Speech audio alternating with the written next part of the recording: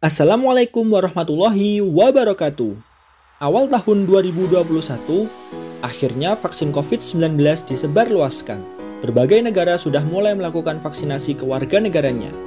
Di Indonesia sendiri, Presiden Joko Widodo menjadi orang pertama yang disuntik vaksin COVID-19, produksi Sinovac.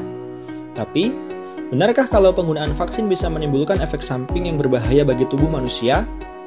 Sebelum ke situ, mari kita mundur ke akhir abad 18, ketika vaksin pertama kali ditemukan. Saat itu, penyakit cacar air masih sangat berbahaya.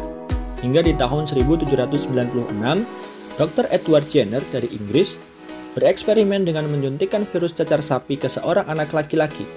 Kemudian, anak laki-laki tersebut ditularkan virus cacar air dan keajaiban pun terjadi. Anak laki-laki itu ternyata tidak tertular. Sejak saat itu, metode vaksinasi untuk penyakit semakin berkembang.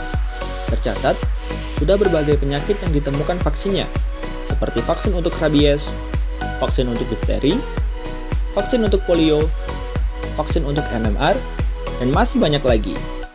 Lalu, bagaimana ya cara kerja vaksin di dalam tubuh manusia? Sebelum kita mengenal cara kerja vaksin, kita harus tahu dulu bagaimana cara kerja sistem imun pada tubuh manusia. Di dalam tubuh kita, sudah ada sistem imun untuk melawan virus dan bakteri asing yang masuk ke dalam tubuh.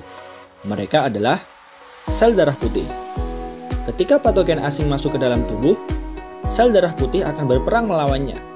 Lalu, dia akan menghasilkan antibodi jikalau patogen yang sama masuk lagi ke dalam tubuh kita, sehingga tubuh kita menjadi imun atau kebal. Nah, kalau vaksin itu adalah imunitas buatan, caranya dengan memasukkan virus atau bakteri yang sudah dimatikan atau dilemahkan ke dalam tubuh. Virus yang dimatikan atau dilemahkan itu akan memicu sistem imun untuk membentuk antibodi. Jadi, ketika virus masuk ke tubuh kita sudah siap untuk melawan virusnya. Pertanyaan besarnya, apakah vaksin menimbulkan efek samping pada tubuh manusia? Jawabannya, iya. Tapi tenang, efek samping dari vaksin itu tidak berbahaya.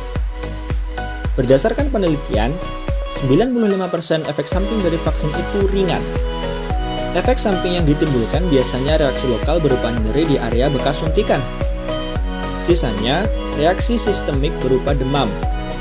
Demam setelah divaksin itu wajar kok, karena menunjukkan vaksinnya itu bekerja. Jadi, kalau kamu dapat panggilan untuk divaksin COVID-19, nggak perlu takut lagi.